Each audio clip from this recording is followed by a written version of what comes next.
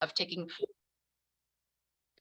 that will have the added benefit of taking pressure of housing and rising rents in nearby communities and across the borough.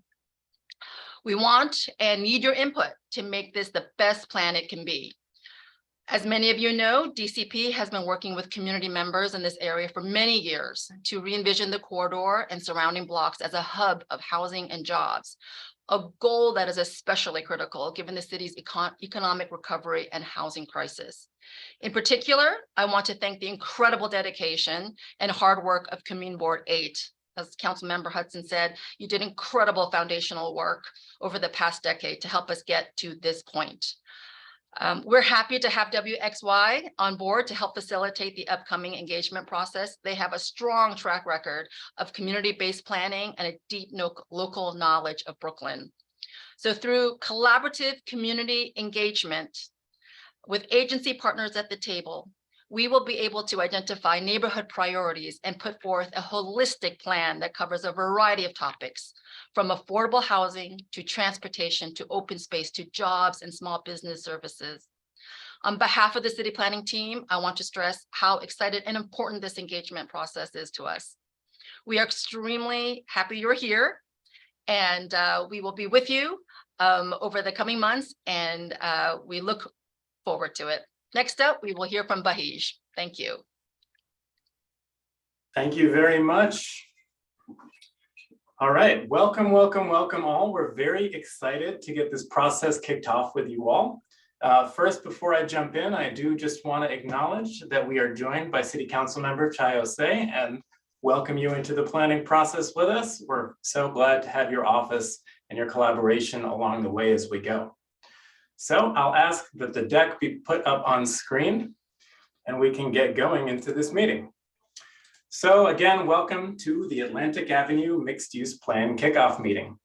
We're all very excited to be with you here today as we get this community planning process underway.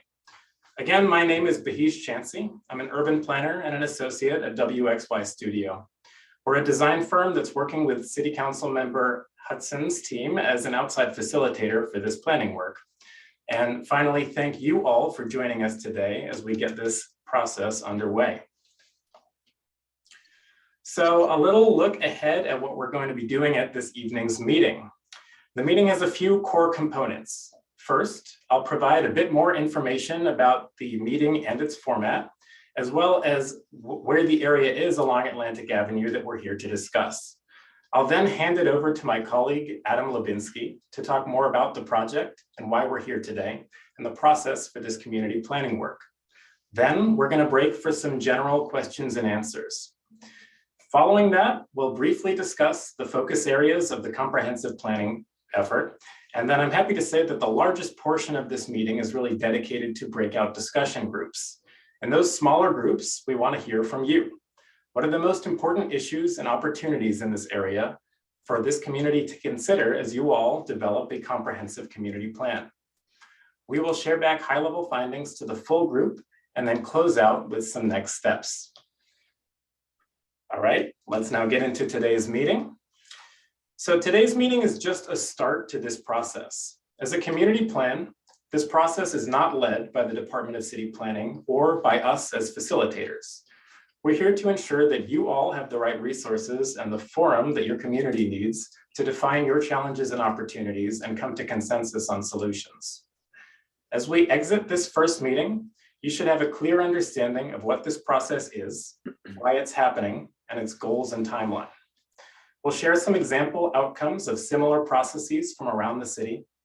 You'll learn a little bit about the planning work that your neighbors on Community Board 8 have been developing for years that has gotten us to this point today. And most importantly, you, the community members, will share your thoughts, your hopes, and your priorities for this community and get some clarity about the process and learn how to stay involved. Next slide, please. So a little bit on the format of the meeting. Today's meeting is going to include presentation, a little bit of polling, and as I mentioned, a large breakout discussion room section. I'll say now, if you have questions during the presentation portions, please write them into the chat. I'll note that chat comes directly to the hosts and the co-hosts, and we're going to use those questions submitted during the presentation portion to respond to them during the question and answer period. During that Q&A, we're going to focus on general questions about the project and process for the full group. We definitely welcome you to ask more specific questions and offer comments, but please hold those for the breakout room discussion when we can get into them in a little bit more clarity. So before I go any further here, let's first clarify the area that we're here discussing today. The project area for the Atlantic Avenue mixed-use plan is along Atlantic Avenue at the meeting point of Crown Heights, Bed-Stuy, Prospect Heights, and Clinton Hill. The area is mostly within the bounds of Community Board 8, but parts are in Community Board 3, and it also borders Community Board 2. The project area for this work is centered around Atlantic Avenue between Vanderbilt and Nostrand Avenues. It includes a few blocks south of Atlantic along Pacific, Dean, and Bergen Streets, and a few blocks on Atlantic's north side between Classen and Nostrand. While the orange border on this map represents the core project area, it's important for us to also consider continuity and context in this planning work. The two dotted bubbles around our zone represent the area in a 1/4 mile and a 1/2 mile radius around that zone. Everything that happens within those buffers also affects the work that's happening in the project area and vice versa. For street design and transportation topics in particular, I want to be clear that we are considering changes to Atlantic Avenue from Flatbush through Nostrand. So with that, let's open up our first Zoom poll here. We're just going to do this as a bit of warm up to get a sense of who's joining us tonight. So in a moment, you should see a Zoom poll pop up. And please respond there. We just want to learn a little bit about who's here. We'll want to learn which neighborhood you live in and what your relationship is to the project area. Thank you, folks. I can see the results coming in now.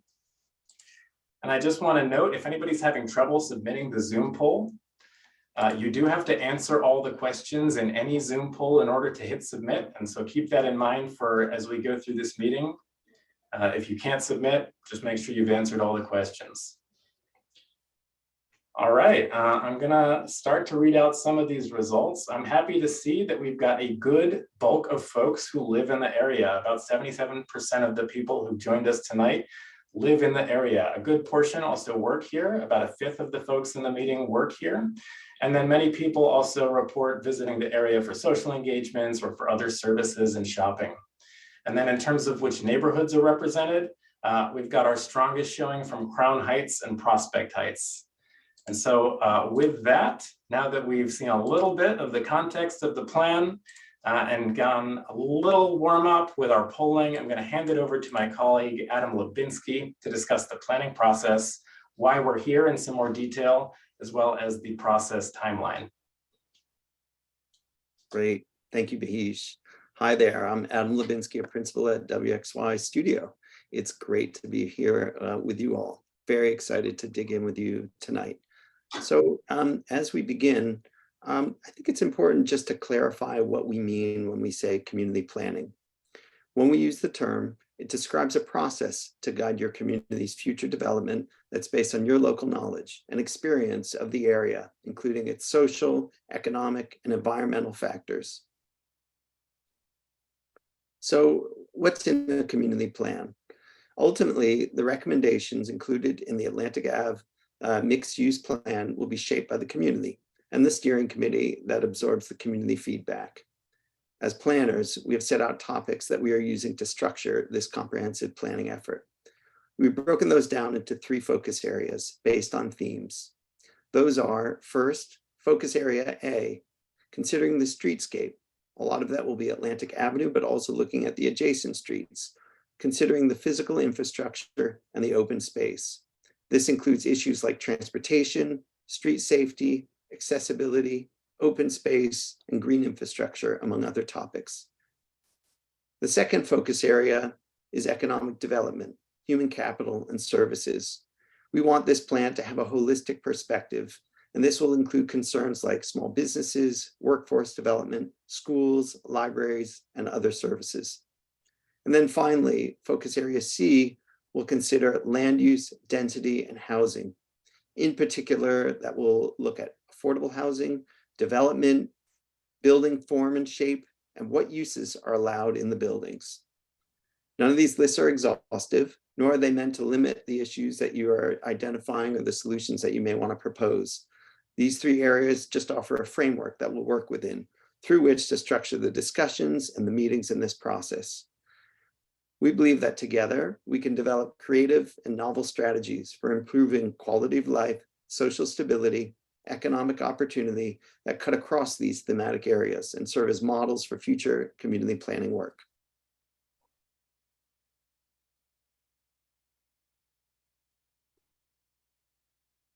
So how do we identify the planning process goals?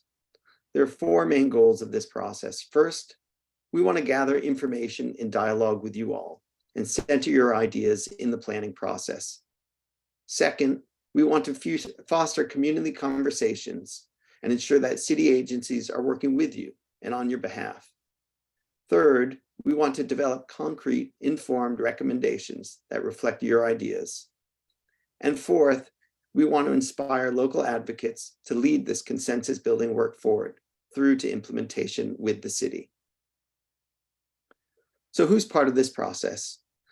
This plan is a collaborative effort driven by community members through your participation in workshops like today's kickoff meetings, a series of working group meetings, and led by a steering committee of local involved people. The process itself is facilitated by City Council member Hudson's office, our firm, WXY Studio, and supported by the Department of City Planning, which I'll often refer to as DCP, and their agency partners. The steering committee is critical to helping us drive this process. As Councilmember Hudson mentioned, the committee is comprised of representatives from community boards 8, 3, and 2, local residents, subject matter experts, and representatives of organizations that have a history of working and serving in the area. They will work with us to deliberate and come to consensus on recommendations. And then there's the working groups. At working group meetings, much of the core work of this process will be done to synthesize what we've heard from the public and develop draft recommendations for the steering committee's considerations. These working group meetings will be public, and they'll be based on each of the project's 3 focus areas. The working groups will be led by members of the steering committee with support from facilitators. They're open to everyone. They are a forum for the community to have deeper conversations about the specifics of the plan and its elements. DCP will work with other city agencies to support the working group meetings. Those partners will include the Department of Transportation, the Department of Housing Preservation and Development, the Parks Department, and Small Business Services, and others as well. And then finally, most importantly, the community is the key part of this process and central to this work. So why is this happening now? You may be asking yourself, what brought this about? This Atlantic Avenue mixed-use plan process is the logical next step following years of work by local leaders in Community Board 8. Together, those residents identified that the existing zoning and building regulations in the project area prevented the development of critically needed housing and supported only a small amount of local jobs. They saw an opportunity to create permanently affordable homes and expand job opportunities in the area that pay livable wages and don't require a college degree. They also saw the opportunity to improve the Atlantic Avenue context. In the spring of 2022, DCP responded to a joint letter from electeds, community boards, and local groups and committed to advancing this plan with the community. This planning process seeks to answer a couple of key questions in dialogue with the community. The first key question is, how do we balance housing demand, affordability, and jobs? In the last 10 years, New York City has added over 600,000 new residents, while just creating 200,000 new housing units. As more people compete for a limited number of homes, the cost of housing has risen dramatically and displaced many of our neighbors. Through a cycle of displacement and gentrification, residents who cannot afford these rising costs have been unable to stay in their homes or forced into overcrowded conditions. Gentrification has brought new neighbors who are better able to afford local housing prices than people in other parts of Brooklyn and New York City as a whole. The community leaders who launched this process see an opportunity to create more permanently affordable housing in the project area to meet the critical housing needs of our low-income neighbors. Our second key question is, how do we transform Atlantic Avenue from a transportation artery to a thriving corridor for residents and businesses? Today, as many of you noted at the beginning of this meeting, Atlantic Avenue is almost exclusively a place for moving cars and trucks that has led to dangerous and sometimes deadly crashes and negative impacts to air quality, noise, and other quality of life issues. It also serves to divide the thriving neighborhoods to its north and south. Today, we'll ask you to identify issues similar to what we've shown here that prevent Atlantic Avenue from serving as a community asset. As we move through this process, we'll work with you to develop the solution to these challenges. So just a little bit about this process as a whole. This diagram shows an overview of our process. The Atlantic Avenue mixed-use plan started with the work of Community Board 8. As described, and we'll describe it even further when you start to see some maps, the site has expanded beyond Community Board 8 to include Community Board 3 and 2. Now, Councilmember Hudson is opening this work up to the broader community to identify community-defined needs and develop community-defined solutions. This process will result in a set of recommendations in the form of a community planning vision. That plan will help shape what infrastructure projects to prioritize and inform the development of a formal land use or rezoning proposal, which will be subject to an environmental review process and eventually go through the city's official public review and implementation process.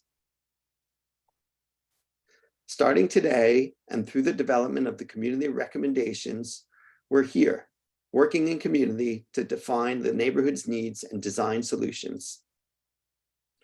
So I'll go through the timeline really briefly. Today's kickoff meeting is the first public event and comes after a couple of initial meetings with the steering committee who have helped guide this initial process. After this kickoff, we'll host the first round of working group meetings. There will be separate meetings on each of the 3 focus areas to enable us to hone in on specific needs. At those initial working group meetings, we'll build out the key focus areas for the work. The next major public meeting will be in March. We'll meet in person for that meeting.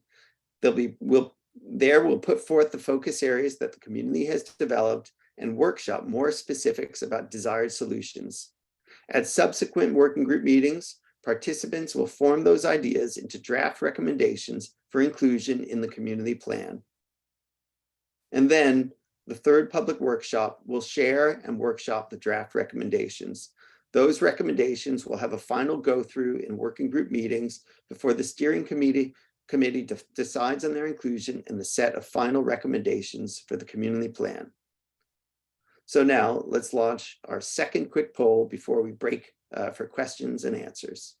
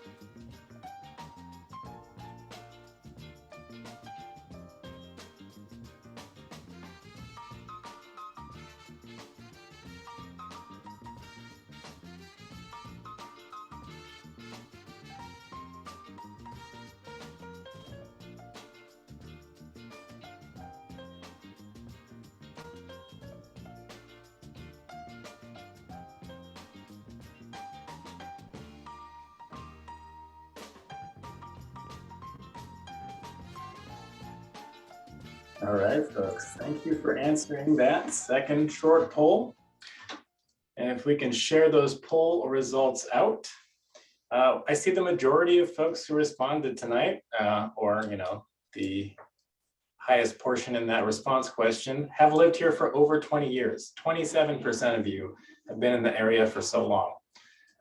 As we go down, we have about 22%, 10 to 20 years, and each other category with a little bit less than that. So we're talking to some longtime residents here tonight, which is exactly how we hope to start off some of this process.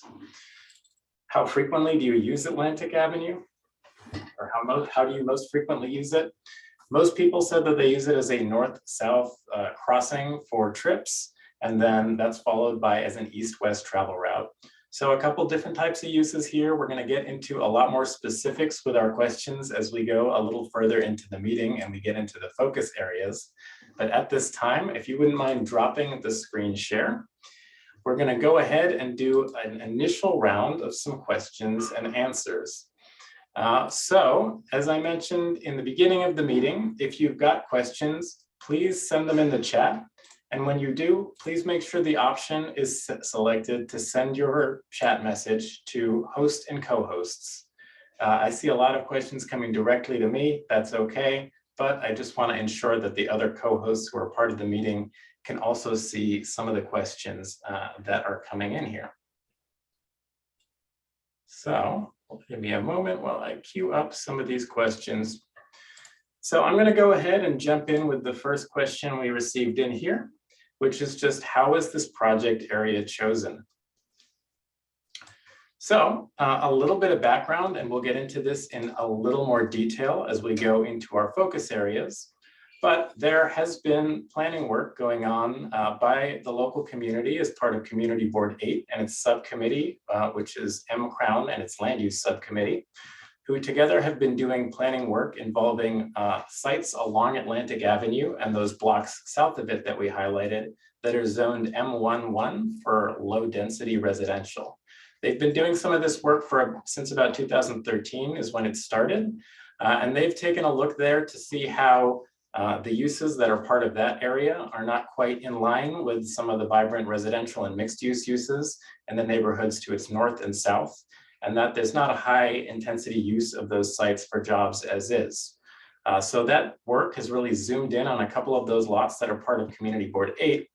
This current proposed site for this work is a slight expansion of some of the work that was started under the M-Crown program to a few of the adjacent blocks in an area that we believe is ripe for some community planning work.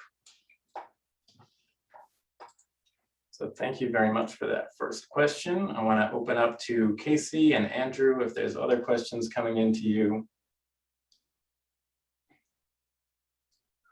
Yeah, sure. I'll look at the next one. So the next one we received was asking about sort of the scope of this effort. Someone asked about the emphasis on, quote, your community, noting that many people have left these neighborhoods in recent years. So why are we, focused on those who currently live here, not necessarily those who have been displaced? I don't know, Crystal, if you want to briefly touch on that point.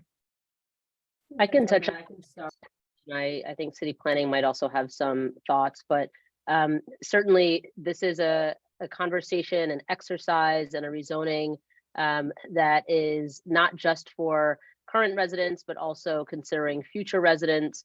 We're doing everything we can to be as inclusive as possible.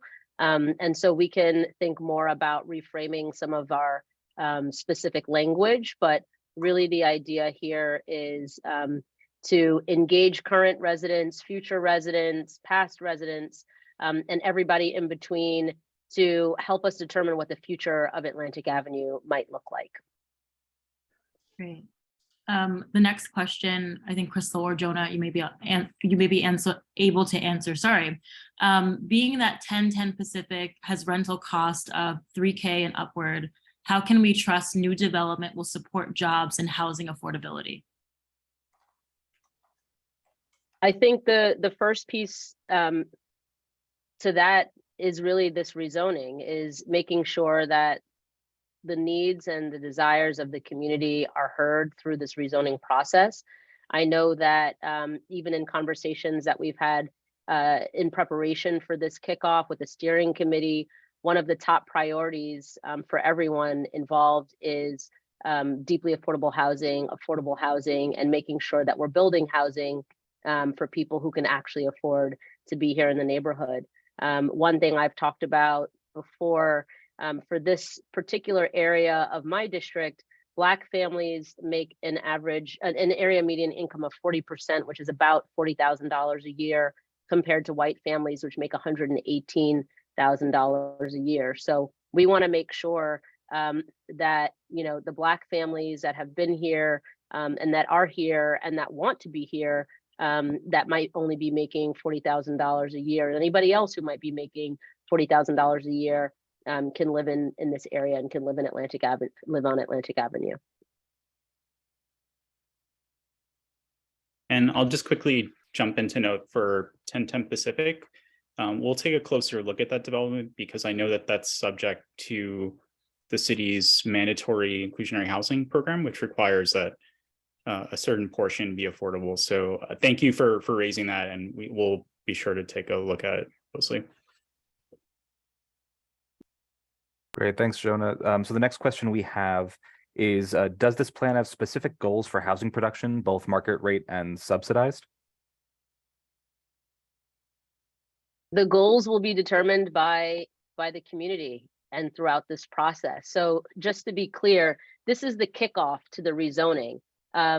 This work hasn't been started yet. We haven't begun. This is the beginning. And of course, we're building off of the work and the research that Community Board 8 has done. But this rezoning is, you know, it starts now. And so everybody that's on this call has an opportunity both tonight and at future meetings to determine, you know, what those priorities are, what the goals are of this rezoning. I think the next question Bahij can answer: how long is this process expected to take? Sure. So as Adam showed in his slide, we're in this portion of defining community needs and defining community solutions, which will lead to a community plan vision with some final recommendations.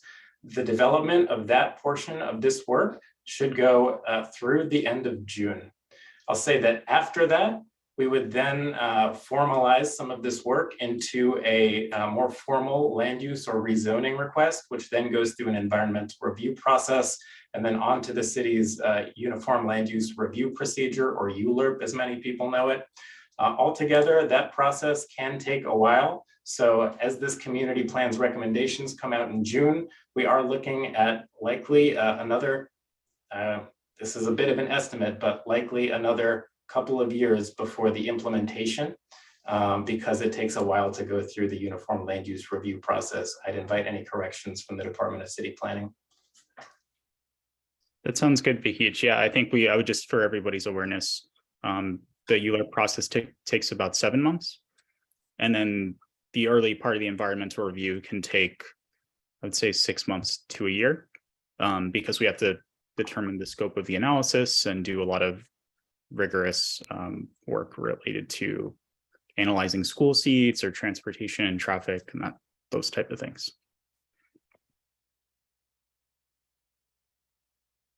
Thank you. The next question we have is somewhat similar to one we had recently, I think, about housing goals. But two people asked similar questions. One was, what steps can be taken to maximize new housing units? And a similar question was, how do we ensure that, given that this process has been going on for more than a decade, that we have enough housing built, not just for our needs identified, 10 years ago, but for the population growth that this area predicts we'll have.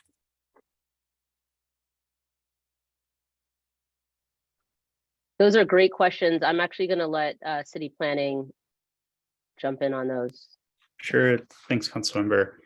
I would just start by saying that would echo what you said, that this is really an important period to identify the scope of our work, meaning what are the issues and priorities.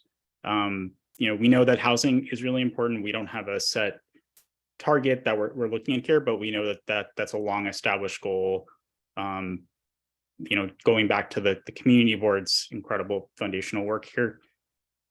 So I think with that being said, we're coming into this with a little bit of an open mind. You know, we're not trying to maximize housing everywhere, but be really thoughtful about particular blocks and corridors, and so I think we would turn it back to the community in many ways of like, how do we, you know, use the framework and the previous work to build on, but we're coming into this with a really open mind to the stage.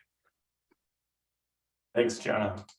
I'm going to go ahead and pull two questions I see here, and then I would say, Casey, Andrew, if we can queue up a last question, and then we'll move on from this general Q&A portion so that we can reserve as much time as we possibly can for discussion rooms this evening. So I see a question that's come in, and it says, some slides seem transportation focused, but I thought this was land use based. What's the full scope? I'm also going to pair this question with a question that is there currently any focus on remediating the environmental impact of Atlantic Avenue, including tree and median planting, bioswales, or other projects that can help curb flooding, air pollution, and excessive heat? So I'm going to take those together to just say that this is a comprehensive community planning exercise. And when I say that, I mean that it involves all those things mentioned. It involves transportation planning. It involves looking to see what human services are needed in this area, things like schools, workforce development, how we're connecting folks to jobs as part of this process. It involves city services, tenant services, services for people experiencing homelessness. And it also certainly involves environmental planning efforts to ensure that as we plan for the future here, we are planning for a more sustainable future in which we are mitigating the effects of climate change and building a resilient community that will be able to withstand some of the things that it will bring in the next years. So all that to say is we're gonna, right after this Q&A section, break out to talk a little bit more about what the focus areas of this planning work will be.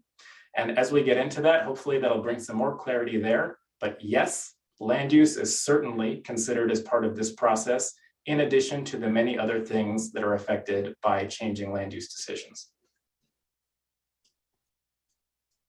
And Casey, Andrew, if you want to give up a last question. Sure. The last question is, how will you engage would-be residents of the neighborhood who can't afford to live here currently, but would if rent was affordable for them? I think as far as engagement is concerned, you know, we've done, I think, a pretty good job in getting the word out. We've shared this on a number of different, you know, avenues, online, through community boards. You know, we have a website that's up. And so if there are other suggestions and how we can reach other folks, feel free to let us know. I've talked about it, you know, with my colleagues. I think we've been joined by Senator Jabari Brisport. We mentioned earlier that Councilmember Chi Osei is on. And so I know that there are other elected officials in the area who are making their constituents know about this as well. So we're doing our very best in trying to make sure that as many people as possible know about this. And again, you know, what's really important to me in particular is making sure that we're centering those voices that were asked about specifically in this question, people who don't usually have the opportunity to engage in a rezoning process like this. We're trying to make this as accessible as possible. We'll have meetings that are online. We'll have meetings that are in person. We'll have meetings at different times to accommodate everybody's schedule. We recognize that this evening time may not be ideal for everyone. And so we'll try to be, you know, diverse and varied in the ways that we provide engagement opportunities for everyone. Thank you very much, Crystal, and thank you to everyone for submitting your questions. I'm gonna move us ahead in tonight's agenda. As I mentioned, we can get going into the focus areas. And I just wanna say we are really excited to get into breakout discussion rooms with you all. Hopefully in those rooms, you'll have a chance to ask your questions and get more specific answers. And we will do our best to get all the feedback we can as we kick off this process. So now getting into these focus areas, we're now going to talk a little bit more, as I mentioned, about what a community plan like this can accomplish. And we're going to use the 3 focus areas that we laid out at the top of this meeting as a framework. So as a reminder, those 3 focus areas are A, streetscape, physical infrastructure, and open space; B, economic development, human capital, and services; and C, land use, density, and housing. I want to emphasize that these groupings are not meant to exclude any ideas. They just give us a framework. If you want to see the plan address something that does not fit nicely into one of these topics, please let us know, and we'll be happy to try to include it as we move forward. So a little bit on this section of the presentation. For each of those 3 focus areas, we're about to present a little bit of context. We'll then present a toolkit of urban design and planning elements that represent a sample from the universe of the types of projects and policies that fall within that focus area. We'll then show a few precedent images from projects across New York City that arose as the result of a community planning process like this one. And then we'll do some polling to get a bit of a temperature check on issues around this particular focus area. I just want to note that these 3 sections will be brief, and they're just meant to get us thinking together about what we want to include in a community planning vision. Don't let the examples shown here limit your thinking. Right after we review these 3 focus areas, we'll break out into discussion groups where we want to hear from you. As we go through these focus areas, please keep in mind, what are the opportunities and challenges you see for your community as part of this community planning process along Atlantic Avenue? When we break out into discussion, we will want to hear your thoughts. So first off, starting with our focus area A, transportation and infrastructure. So Atlantic Avenue has a long history as an important transportation corridor. Since the 19th century, it served as a rail route, partly serving as an at-grade freight route that has led to industrial businesses along the corridor. In the early 20th century, the rail was buried below the ground and continues to operate as the Long Island Railroad. Atlantic Avenue is one of Brooklyn's longest streets and an important east-west connection. It also extends to connect with Queens. Atlantic Avenue changes its form multiple times as it moves through Brooklyn. In some parts, it has more lanes. In some sections, it has a central median. In some places, it has more trees, and in some parts, elevated trains or roadways run overhead. Those physical characteristics affect how we experience the street and the extent to which it can serve as a community center for businesses and residents. For example, Atlantic Avenue at Brooklyn Heights and Cobble Hill feels very different to Atlantic Avenue around Broadway Junction. The project area is also located in a well-connected area by transit with access to the A and C, the Franklin Avenue Shuttle, and the LIRR at Nostrand. When we consider streets, infrastructure, and public spaces in a community plan, there are certain design and planning elements that are important in defining how streets and spaces are used and what functions they serve. The toolkit we're showing here is only a taste. It's just a sort of a sampling menu of a few of those elements. We're confident that you are going to bring many more of your ideas into this process. The tools here, I want to state, may or may not be the right tools to improve Atlantic Avenue and its surrounding streets. These just serve as examples. We'll rely on this community to help us define what tools you believe are the best solutions within this holistic planning effort. Now I'll take a couple minutes to share some example projects that have happened around New York City as the result of similar planning processes to give you some idea of the possible outcomes of this work. And I'll just note that each of these precedents falls within this focus area A around streets, infrastructure, and open space. So here we're looking at a project in the Bronx under the 2 and 5 trains at Freeman Street, where the city worked with local partners to create the Boogie Down booth. It's a public gathering point that celebrates the rich musical legacy of that neighborhood. In our next example, further east along Atlantic Avenue, the city's Department of Transportation implemented a series of safety improvements. And those included expanded sidewalks, medians, seatings, and plantings, all as part of a grant, as well as the East New York Neighborhood Plan. And then finally, in this example, funding was dedicated to improve and expand Grant Park as a playground and community space as part of the Jerome Avenue Neighborhood Plan. So as you look at these types of examples, some placemaking exercises, pedestrian, bicyclist safety improvements, things like improvements to parks and public spaces, where are these kinds of improvements needed in the Atlantic Avenue community? Hopefully these precedents can serve as some inspiration for the types of investments that this type of community planning work can drive. There are so many more options, both from past projects as well as new ideas, and we're excited to explore those together with you. All right, we're gonna break for a second now and just pop up our next poll, and it's specific to this focus area A to learn a little bit about how you're getting around the neighborhood, how you'd like to get around the neighborhood, where you're accessing open space around this project site.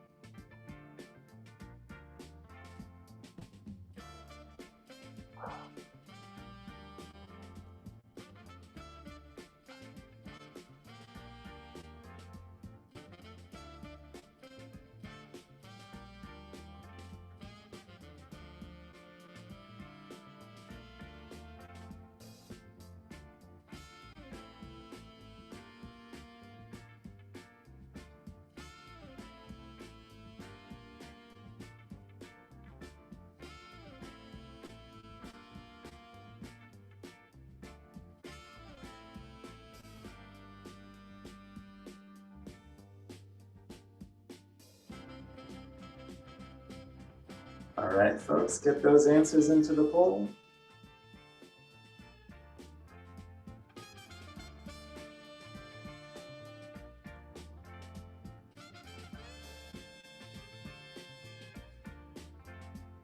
All right, I think we're starting to slow down in terms of incoming answers. If you could share out the results of the poll, please.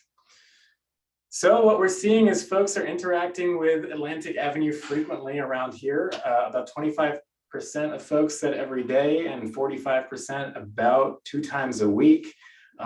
It's just very few of you, 1 in 20, who say you rarely interact with Atlantic. How are folks getting around the area? This is New York. It's totally expected that 85% of us are walking around this project area. Subway came in number 2 at 46%.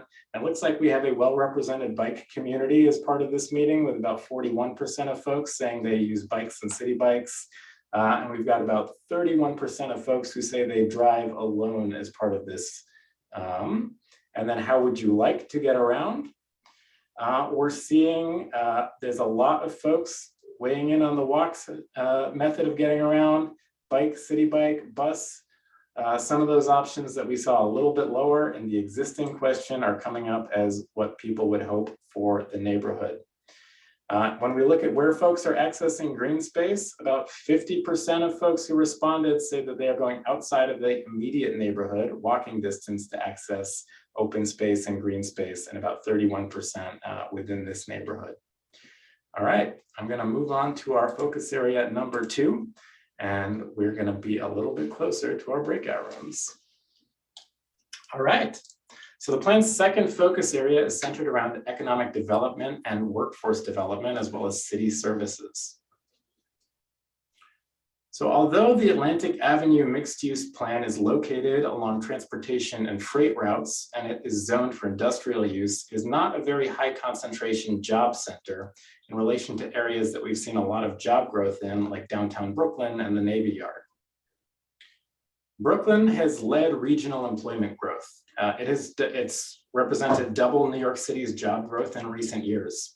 This growth is largely led by professional services, retail, accommodation, and food services. Those are up about 60% from 2008 to 2017 in Brooklyn. In contrast, industrial job growth has increased by only about 4% in the same period, so it's not a huge driver of jobs. Now, despite that slower growth, I do want to emphasize that industrial jobs can be critical opportunities, especially for workers who do not have a college degree. In New York City, 33% of workers who don't have a bachelor's degree and do earn a livable wage over $50,000 are employed in industrial jobs, including construction, transportation, manufacturing, and utilities. Retail and services employ about 35% of those same workers. As we plan for future growth in this community, it's important for us to consider what types of jobs the community wants to attract to the area. So here we're looking at, again, a sample toolkit for some of the things we use when we think about economic development, human capital, and services. This set of tools are some of the things that the city can draw on to create opportunities for those programs. They include things like workforce development programs, health and wellness programs and services, the location of schools and of early childhood programs, small business services, and other city-supported programs like libraries or arts and cultural programs as well. Again, this toolkit is not exhaustive, and the solutions that apply to this project will need to be built out by this community. These just serve as examples for the types of things we may consider. So now, again, a couple examples of other projects from around the city that have resulted as part of the work of community planning efforts. So as the result of the 2016 East Harlem Neighborhood Plan, the Northern Manhattan Arts and Culture Program was established. The facility offers studio space, provides grants and training sessions to support the arts, and showcases the work of local creators. As new employment opportunities come into this area, workforce development also plays an essential role, and it's there to ensure that local residents have the skills required to access new jobs. A Workforce One Career Center was developed as part of the East New York Community Plan as well. It provides career services for area residents and helps to connect them to jobs. And then finally, in this section, more housing also means more students. As a community grows, it's essential to ensure that its number of school seats and other city services keep up. Once zoning changes enter the environmental review process, local school seat capacity is included in the analysis, and it's something we can also think about as part of this community planning work. In East New York, a new 1,000-seat school building for PS 938 was built as an outcome of their community planning work. All right, we're going to go ahead and open up the next poll here and see a little bit about what kinds of services you all believe would be helpful to have as we look ahead in this community planning effort. So go ahead and please launch that next poll.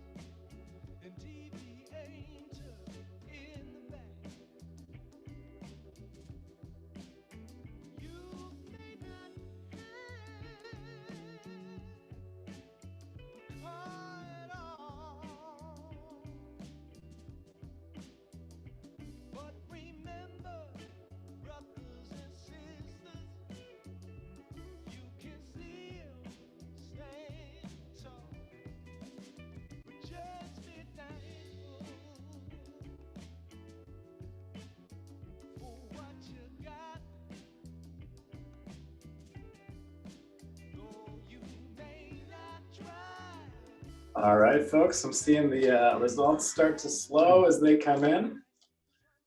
And I go ahead and say we can share results for this poll. All right, taking a look at what we got back. First off, looking at what job creation opportunities. Our highest categories here are really around healthcare services, educational services, and food services. Interesting. I'll say that there is a decently strong showing for some of the industrial types of jobs that are here as well. although we've got a whole range across the gamut of different financial and professional services that folks believe may also fit in this area. As we get down into what community resources folks would like to see as part of this work, we're seeing the highest responses for housing and homelessness support. No surprise there. Elder care, health and nutrition are coming in about tied next, and then immigrant and refugee assistance services after that. All right. Finally, what service-based needs would you like to see in this area? After school and youth programs, employment resources and job training, and small business and entrepreneurship support are all coming in as pretty highly ranked ways that we want to see this community planning work come into effect. All right, with that, I'm going to kick it over to Adam for our third focus area around land use, density, and housing. Great. Thanks, Bahish. And after this section, we'll move on to our breakout groups. So really, this final focus area is focused on land use, density, and housing. And it's worth taking a quick look at the existing land uses. This map shows the existing uses in and surrounding our project area. You can see that the surrounding area has a lot of yellow and orange, which means residential. Within our project area, you see a lot of pink and purple, which is industrial use. So this zone sits between 4 vibrant residential and mixed-use neighborhoods, but the current zoning really prevents development of housing, or in some cases, more jobs in the area. Currently, the land uses in the area accommodate a limited number of industrial and commercial jobs. Here you can see some of the existing uses, which include parking, storage, and open industrial uses. Many lots are vacant or underutilized and serve as space for parking and storage. So acknowledging these issues, the members of Community Board 8 set out planning for improvements to the area in 2013 through the creation of an M-Crown subcommittee that examined potential uses for lots, zone M11, for low-density manufacturing. They then developed a vision for jobs and housing in the area. Under the CB8 vision, the area would allow for mixed-use buildings at higher densities that include homes and space for manufacturing, offices, and commercial space. From this start, through 2020, M-Crown engaged over 200 people in its planning efforts at over 40 meetings. The Department of City Planning began to work with CB8 to develop and revise a land use framework based on the M-Crown vision. The plan reflects M-Crown's vision for moderate contextual density along Atlantic Avenue that then decreases along the surrounding residential streets. It also reflected M-Crown's requirement for active retail uses along the ground floor of its buildings. We are here today to build on M-Crown's strong foundation for zoning and land use planning in the project area. In expanding on this, Councilmember Hudson's office believes that it should be expanded into a comprehensive community plan vision that includes more than just land use, that the site should expand to include both sides of Atlantic Avenue, including parts of CB2 and CB3, that it should engage the larger community in its vision, and then finally, it should be updated to account for changes in the zoning code that has happened since its start, like the creation of mandatory inclusionary housing in 2017. So like the other focus areas, we wanted to just identify a sample toolkit that could be applied here. The city and its agencies have some tools that affect housing, land use, and density. Tools include inclusionary housing programs that set aside units for middle and lower income families, zoning regulations that control the size and shape of buildings, regulations that require or incentivize certain types of ground floor uses, and building deeply affordable housing on public land. And then finally, services to support existing tenants and other strategies to preserve affordable housing. This toolkit represents just a sample of the elements that you might use in a community plan to affect housing affordability, building form, and land use. And so now a few precedents. Here's an example from East Harlem. Sendero Verde is one example of a new project built on public land where 100% of its apartments are made permanently affordable. With city-owned land, we can plan for much deeper affordability and set aside units for extremely low-income families and formerly homeless individuals. Our next example grows out of the Gowanus rezoning. This plan prioritizes the creation of commercial mixed-use corridors. Uses on the ground floor have requirements that are designed to promote small businesses and active sidewalks. And then this next slide shows in recent rezoning projects since 2017, the city has required new developments to include some portion of affordable housing through its mandatory inclusionary housing program. In these new buildings on privately owned land, market rate apartments help to subsidize the apartments reserved for lower income families.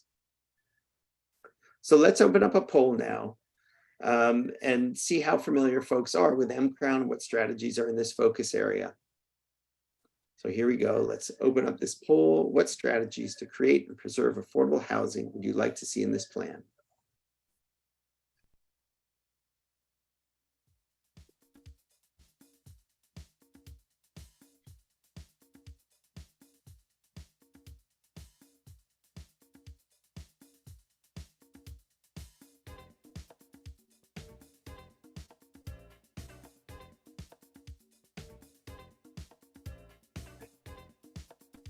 Got polling coming in.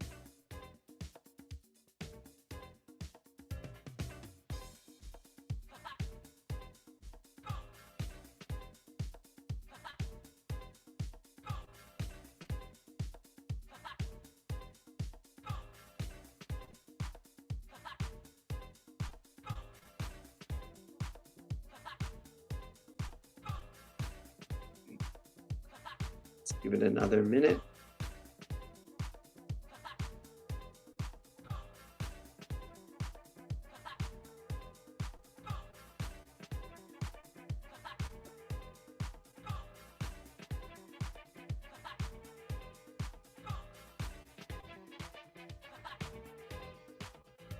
Right.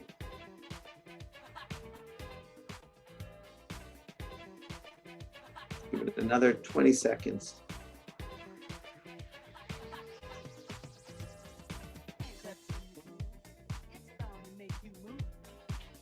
Great. All right. So we've got about 70% participation. And this first question, how familiar are you with the Community Board 8 and DCP work on the mCrown area? So it's really a breakdown.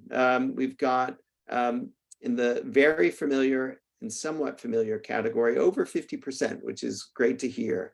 And then another 19% have heard about it.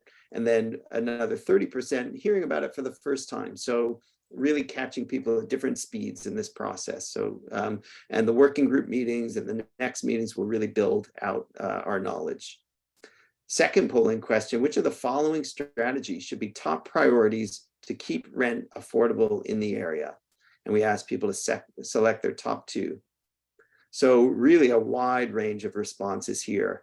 Allowing larger buildings to construct more housing, 48%, almost half the people supported that. Again, almost half the people supported regulating rent increases. And then just over half the group suggested mandating that developers build affordable housing with capped rents. And then 44% suggested protecting tenants who are dealing with landlord harassment. A bit of a lesser response, 33% pairing affordable housing with market rate housing to encourage new construction. And then 40% prioritizing local residents for open units whenever possible. 64% identify city-owned property where you can build 100% affordable housing. So a real range of responses there. And then finally, beyond housing, what are other neighborhood amenities you would like to see? And here, top choices, open space and public parks at 70%, and then almost 60% recreational facilities. So really helpful responses there. And I'm going to turn it back to Bahish to get us organized into breakout groups. Thank you very much, Adam. All right, so Now that we've gone through a little bit of the inspiration phase, folks have some idea of what a community plan might involve. You've seen some precedents, some examples. And again, they're just examples. We're excited to hear from you. So we're now going to get into the core of this meeting, which is discussion with you all. So in a moment, we're going to open breakout rooms in Zoom. As we jump into the conversations there, we want to do a few things. First off, we want to record your thoughts and reactions so far. We secondly want to understand your hopes for the future of this area. We'd like to see what your top priorities are and what challenges you see ahead as part of this community planning work. And then whenever possible, we'll try to answer your specific questions. Bear with us. If anybody who's facilitating does not yet have an answer, we'll try to get somebody to back up in the room who can provide an answer where possible. So in each breakout room, there's going to be one facilitator and one note taker, and we'll hopefully have at least one member of the steering committee. The facilitator is going to share a map that we can use as a discussion aid to take notes. We'll share a link in the chat where you can add your notes directly, or if you prefer not to, or you're not comfortable using the tool, please don't worry about it. We've got note takers in the room who will record your comments. So if you do not want to, you do not have to use the mapping Jamboard visual aid. You can just speak to your comments. So this is just a sample of what it's going to look like when you get into discussion rooms. It's a tool called Jamboard that Google hosts. You can go ahead and get in yourself in order to use the pen tool, which you see on the left side over here. You can also use the sticky note tool, which you see over here, to try to start to mark up things that are of interest to you around this map. If you've got general comments that aren't mappable, they're not geographic, that's fine. We welcome those as well.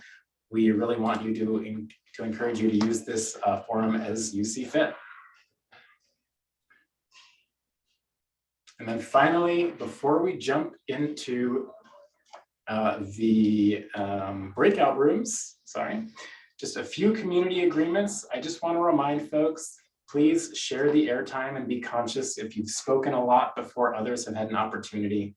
Please respect the diverse viewpoints that we're coming together with in this room.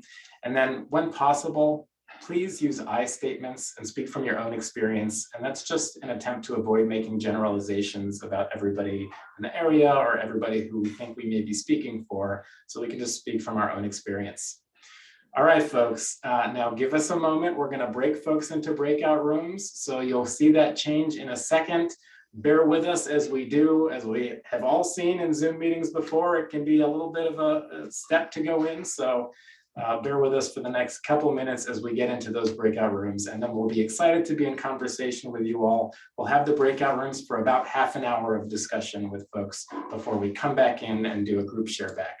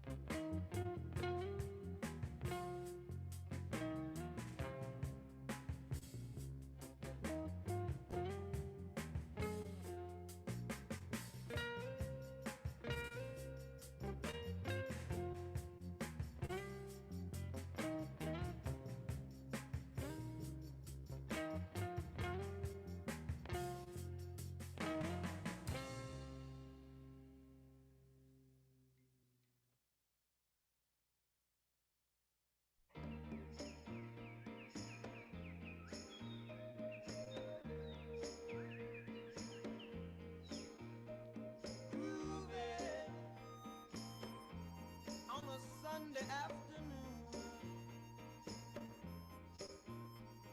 Really couldn't get away too soon. I can't imagine anything that's better. The world is ours whenever we're together. There ain't a place I like to be instead of moving down a crowded avenue to anything we like to do.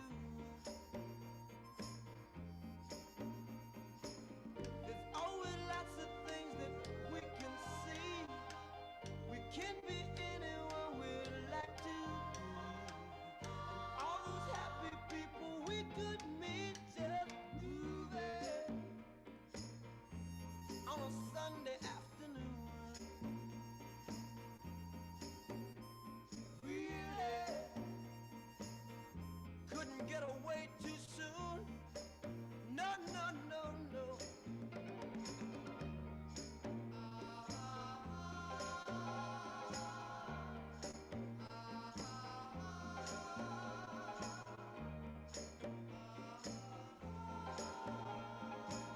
We'll keep on spending sunny days this way.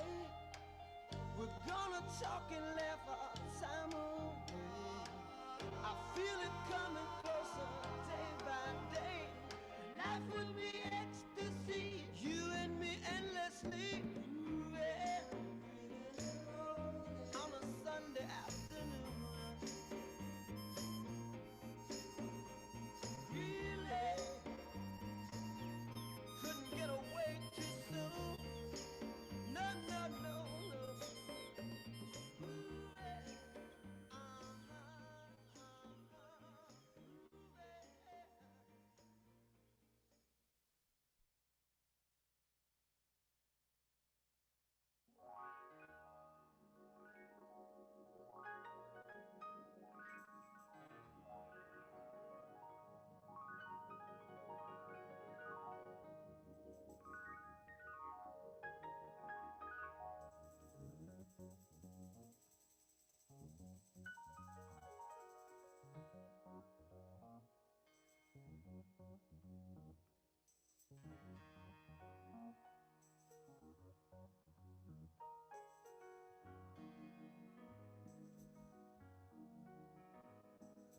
Wake up, everybody, no more sleeping in bed. No more backward thinking, time for thinking ahead. The world has changed so very much from what it used to be. There's so much hatred, war and poverty.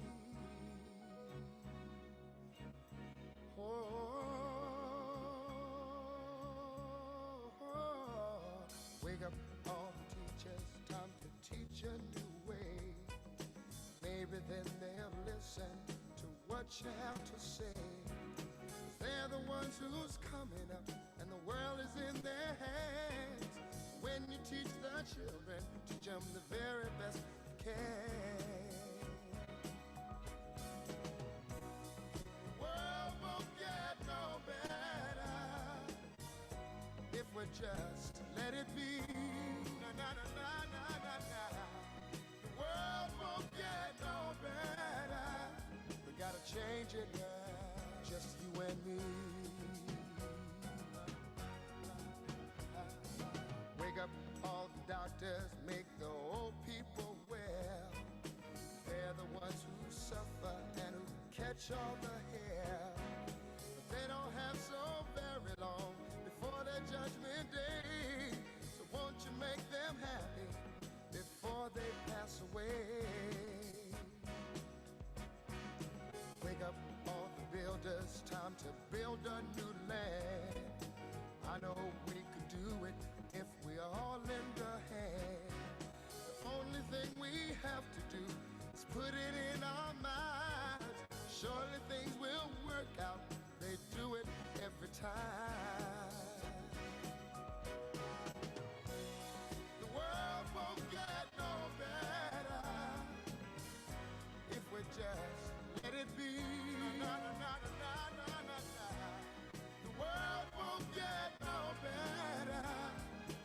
change it, yeah, just you and me.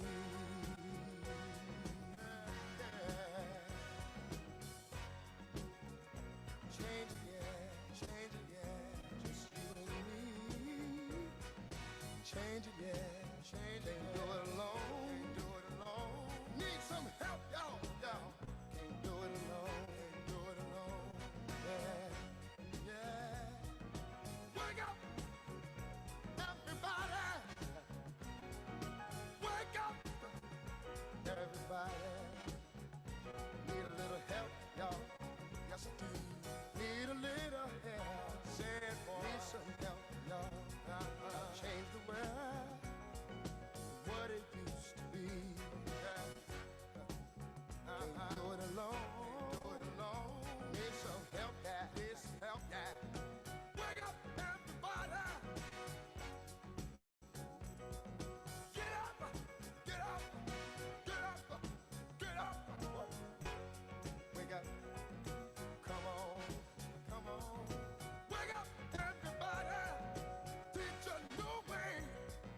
Maybe then they'll listen what you have to say. Wake up, everybody. No more sleeping in bed. No more back to thinking, time of thinking ahead. Come on now.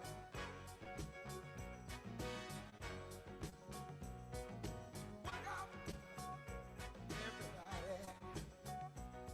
I'm talking about don't push out. Stop pushing that don't push. Don't use us. Stop using the don't.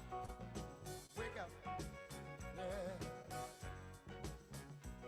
Well, well. Hey, hey, hey. Won't you tell me now? Won't you tell me now? False lying. False preaching. Yeah, yeah. False teaching. Yeah. Wake up, y'all. Come on. You preachers. Stop preaching what you teach. Teach the truth. Wake up, preachers. Liars, liars.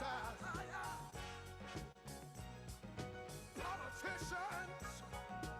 Well, stop lying. Stop lying.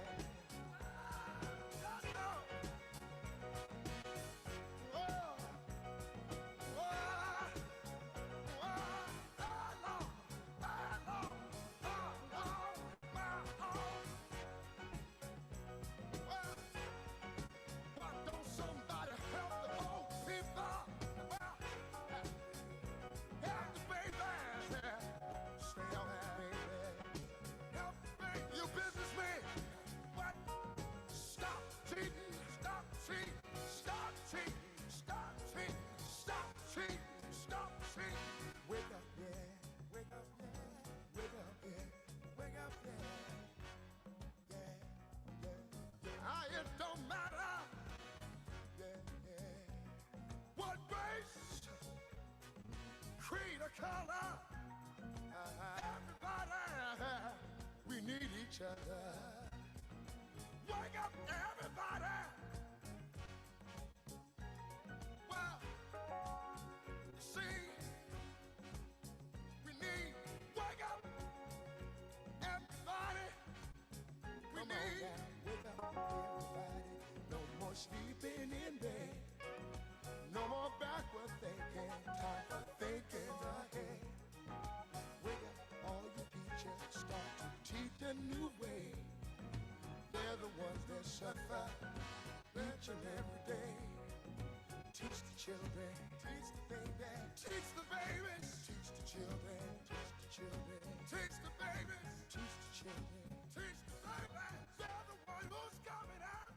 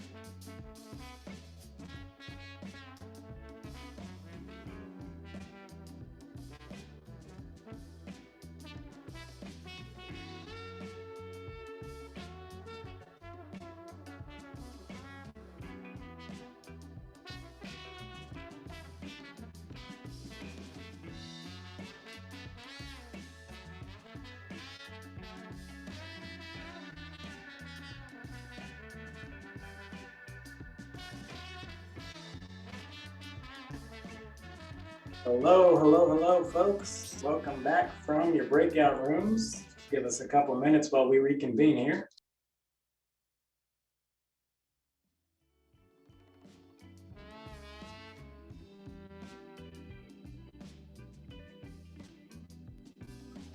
All right, I am going to open us up now. And what we're going to do now is we're going to go around and you can drop the screen share on the deck. What we'll do is we'll show each room's breakout map and have a steering committee member from that room just give us the high level points. Please try to keep it brief. We want to let folks out of here on time about what was discussed in your group.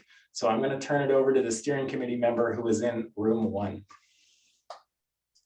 So that was Anthony. Anthony was doing double duty. So Anthony, I don't know if you're able to report back. I know you were present for some of our conversation. Yeah, I'm not able to report back, sorry. Okay, I'll jump in for Anthony. We had a great discussion on the nature of Atlantic Avenue, some real concerns around crossings.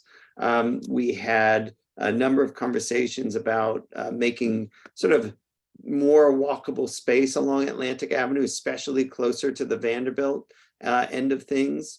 We had a lot of conversation about the nature of building scale. Some people concerned about higher rise building, but some people offering that Atlantic Avenue was a really good opportunity for that. Some interest in mixed use buildings, really seeing opportunity to mix retail, commercial, and residential. Also seeing some potential in those blocks south of Atlantic Avenue for some industrial use. I could keep going, Bahish, but we should probably move on to some of the other groups. It was a great discussion. Great, thank you very much, Adam. Moving into room 2, I'm going to invite Erica, who was in my room, to share out. Sure.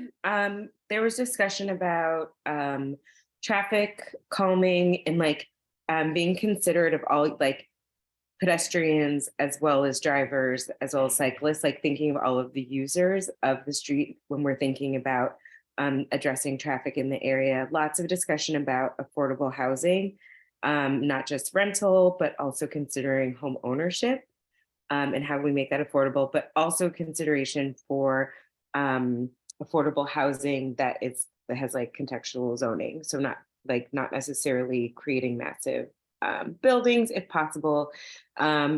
Feelings about the impact that the Atlantic Yards project has had on the neighborhood and making sure that there's promises fulfilled. There's a bunch of other stuff. Also narrow sidewalks came up, but those are some of the highlights. Thank you very much, Erica. I'm going to invite in room 3, who is the steering committee member, to share back. That was Gib. Gib, I think you're muted. Yep, I'm muted. So we had a group of folks who were very interested in seeing more housing created in the corridor. That was by far and away the most popular word for everyone in describing their interest here. We had some members who felt like there was an opportunity to expand the rezoning area into other spots north of Atlantic Avenue and potentially create more opportunity for housing. But we had other members who felt that perhaps there would be resistance to that on the part of residents in those areas. There was some discussion about how climate and environmental justice were going to be worked into the process and what kind of mitigations would be brought to bear for traffic safety and concerns expressed about traffic safety from a few members, and some discussion of how the DOT would be involved and engaged, not necessarily just at the long-term end of the plan, but perhaps in other capacities in the near term as well. And also some discussion about how residents who are outside of Community Board 8, and particularly Community Board 3, are being represented in the process and the engagement of the council member from that district. Thank you very much, Gib. All right, I'm going to transition us into room 4. If the steering committee member from room 4 can please announce yourself. Okay, so in room 4, housing seemed to resonate throughout the 3 districts as it does throughout the city. So we had discussion about this housing, and there was some concern about affordability. That's always an issue that's raised, and present people who are here being displaced because of the inability to find housing, affordable housing in the area. There was discussion about the unhoused and how they will be included into this process. There was also some discussion about being able to navigate around the district, and that is by making the streets safer and areas to be able to do that in various ways. I'm trying to think. And also with the housing piece, there was a discussion about home ownership, which also comes up and is very important. I don't know if that's about it. Thank you very much, Cynthia. I will note, I think that might have been the room 10 notes. So if there's a room 4 steering committee member who is interested in sharing. That was room 10. Sorry about that. That's totally okay, Cynthia. We'll show your board, but I'm not going to ask you to repeat everything. Right. Around. All right, there's room 10 that Cynthia just spoke to. So thank you very much for getting on screen. No, not really. I'm going to ask us to go back to room 4, and I'll just check in. Maybe staff can tell me who the steering committee member was in room 4. If not, I'll ask the facilitator to please share out.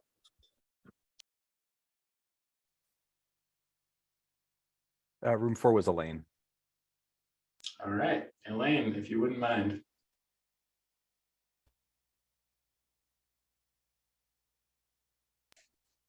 And if that's not possible, Andrew, if you were in room 4, I'd invite you to. Do you hear me now? Yes, Can you we hear me? can. Okay, I'd say the largest feedback would be around people's strong feelings around the lack of safety crossing the street, that 6 lanes should be reduced if possible, working with DOT, that people were hoping for a much more livable, community-oriented passageway on Atlantic Avenue, which no one sees now at all. And we talked about various crossings that was very dangerous and that people feared crossing, especially the elderly were mentioned. And many of the cross sections were around Bedford and Franklin and certainly around Barclays. In addition, they wanted it to be much more pedestrian and bike friendly rather than car friendly, because there's no such thing as car friendly. And I'd say that that's the, oh yes, they also talked about definitely affordable housing, but that we should try to find space for more jobs in the industrial and commercial sector. That was it. Thank you. Thank you very much, Elaine. I'm going to ask the screen share to move please to room 5, and I will ask Ethel, I believe was in room 5, to please report out your findings. What I heard and what you can see from the notes is a lot of concerns about being able to cross Atlantic Avenue safely, and transportation from home to work and office were the major concerns that I want to summarize in this brief recap. To get to where we need to be with the housing, with the transportation, will take some deep thinking and realizing that we need private money to do this, but however we get there, it needs to address those main concerns. There was a person who was a teacher who complained about being able to cross Atlantic Avenue safely, repeatedly 4 or 5 times a day. So that is a major concern. And to my mind's eye, what it would take is to have multiple pedestrian crossings that are not necessarily at a north-south intersection. Thank you. Thank you very much, Ethel.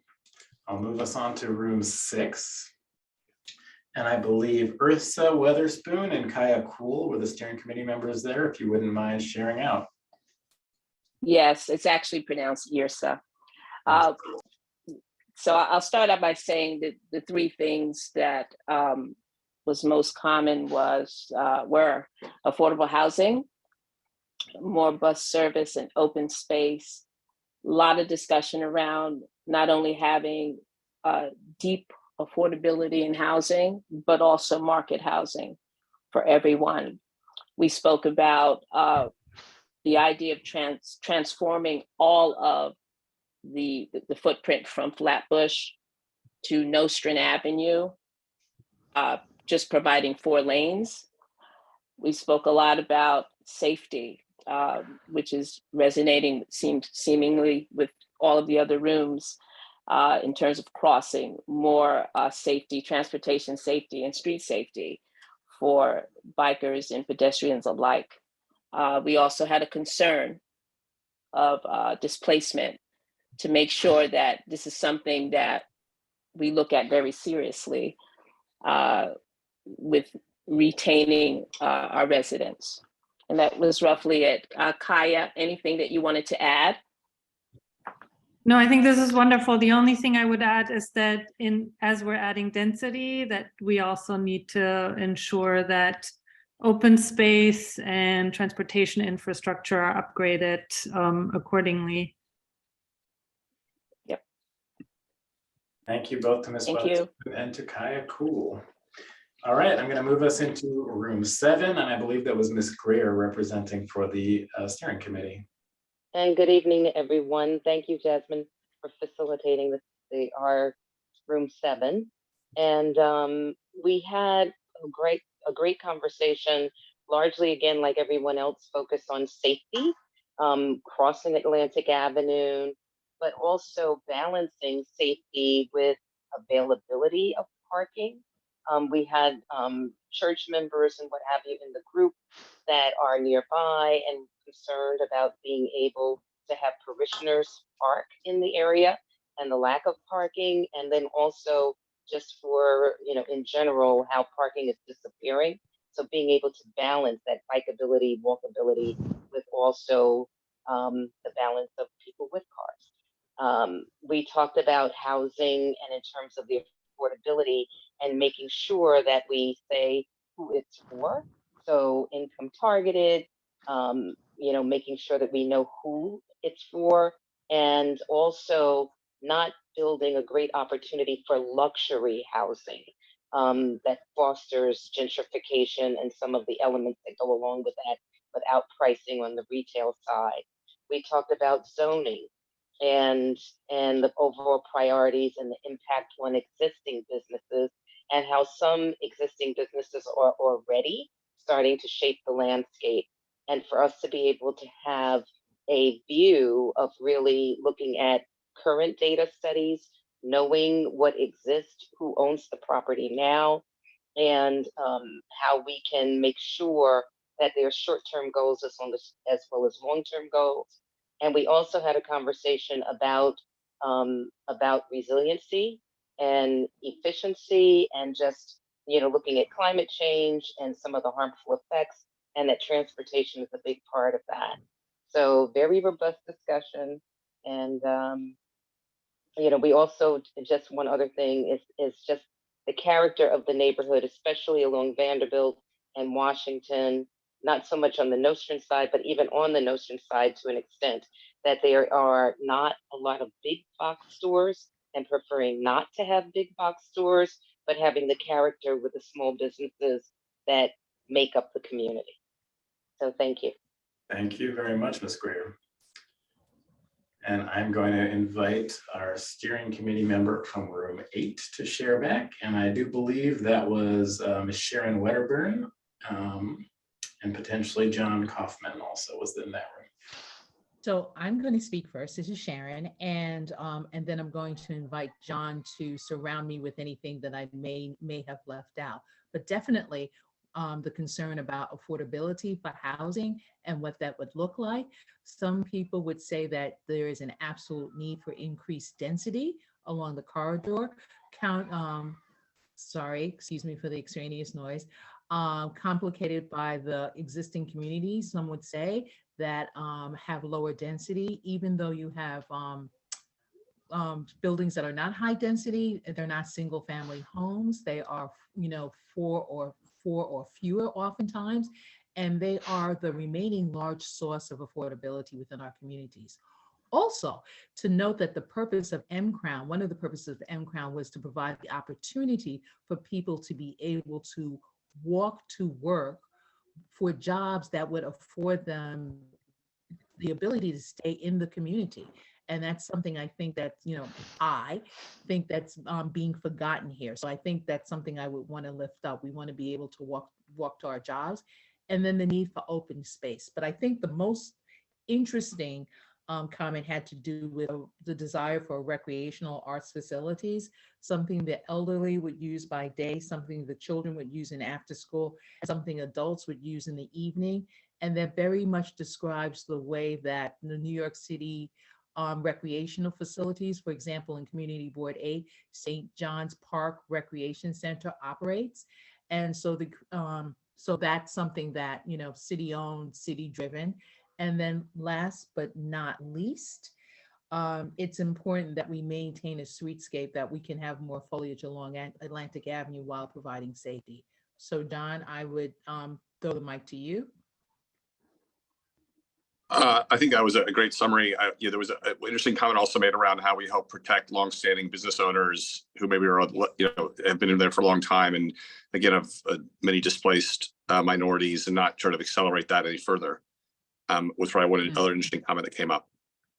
And John, I just want to say you were using a screen backdrop before of a dry cleaner, a taxpayer building. And one of the things that you've seen, because I've lived in the community for a long time, is that those kinds of businesses are disappearing. I have now migrated to that dry cleaners, and that just speaks to the businesses that have disappeared. Since a little bit before the pandemic to now the pandemic, they're essential vendors that we now have to go outside of the community to be able to access. So not only is it a minority-owned business, right? It's important to maintain social service, those essential services. Thank you very much for that perspective, both from John and Ms. Sharon Wedderburn. All right, two more rooms here. We got room 9, who I believe Saskia and Michelle were the steering committee members to report back. Yeah, thanks. I'll start us off. I think the issue that almost everyone in our group was very concerned about is housing. We heard it also from other breakout rooms. What our discussion mentioned was that people want real affordable housing, not housing that's as affordable, but actually at market rate. So we had a lot of comments regarding that. High density housing, and also making sure that existing tenants are not displaced in the process. Another issue that was brought up by several people in our discussion group was making the Atlantic corridor safer for pedestrians and cyclists, improving public transit.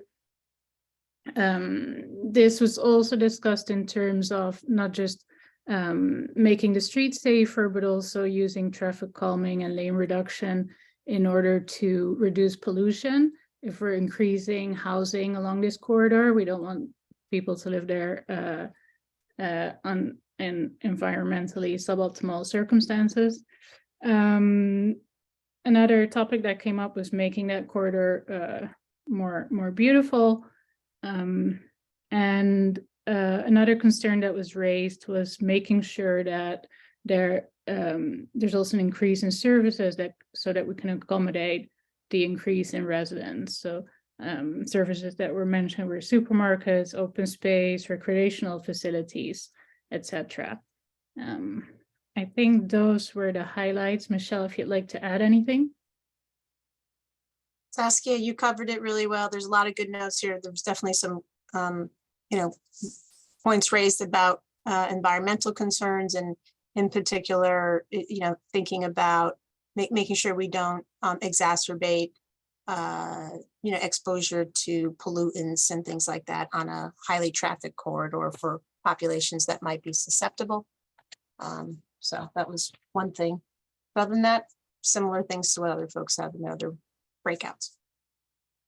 Thank you, Michelle and Saskia. All right, and now I'll go to our last room, room 11. And I think that was Barika Williams in that room, if you would mind reporting back.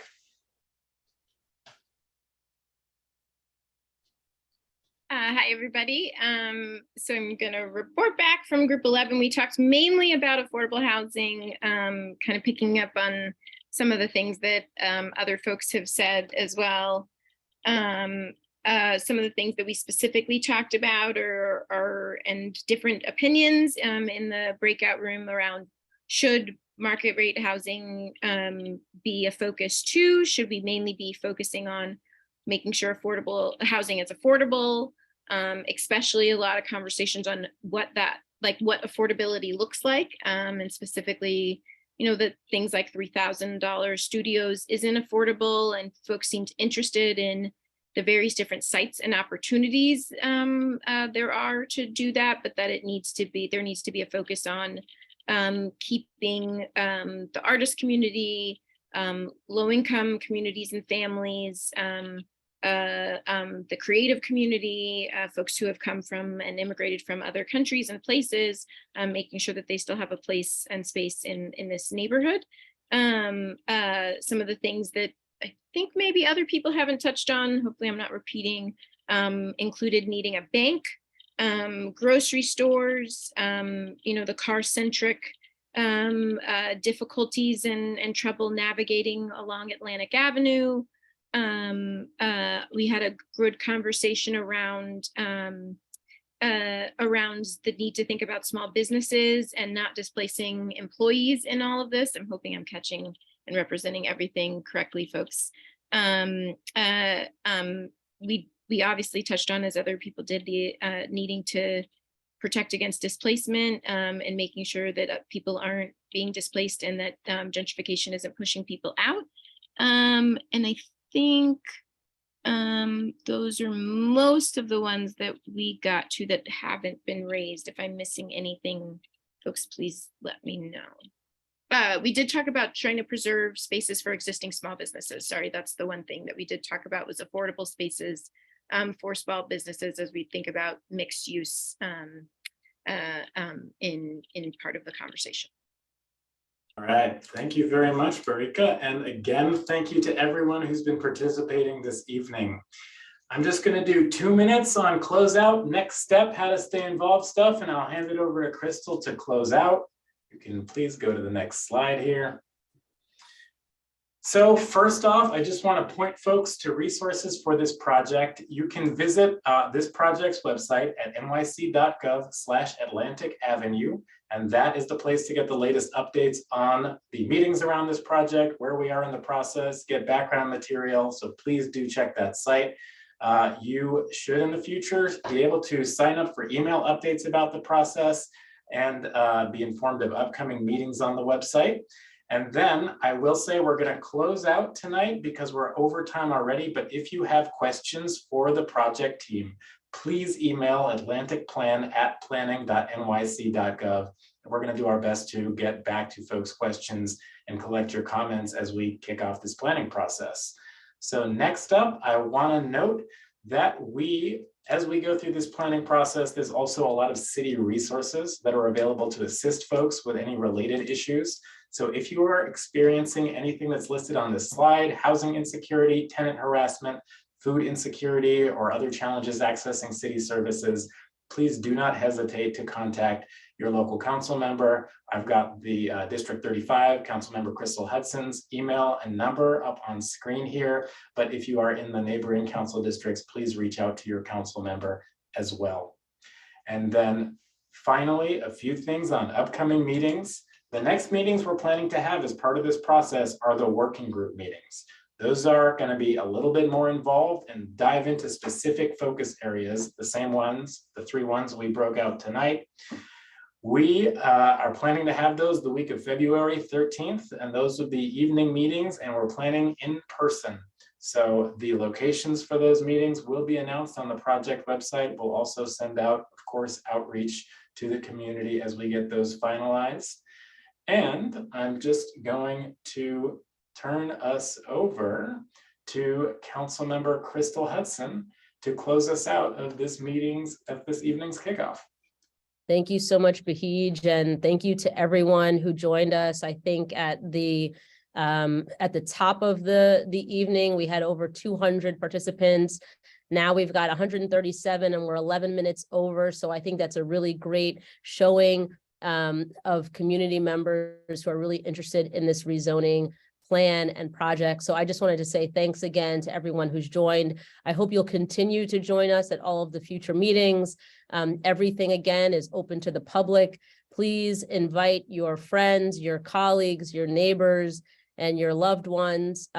We look forward to having as much engagement as possible. And again, everyone can reach out to my office at District 35 at council.nyc.gov if you have any questions about this particular rezoning or anything else that you might be facing in general. And then just a last note, this came up in our breakout room, but I wanted to mention, we're not always going to agree on everything. There are a lot of diverse opinions and thoughts, perspectives, and also experiences.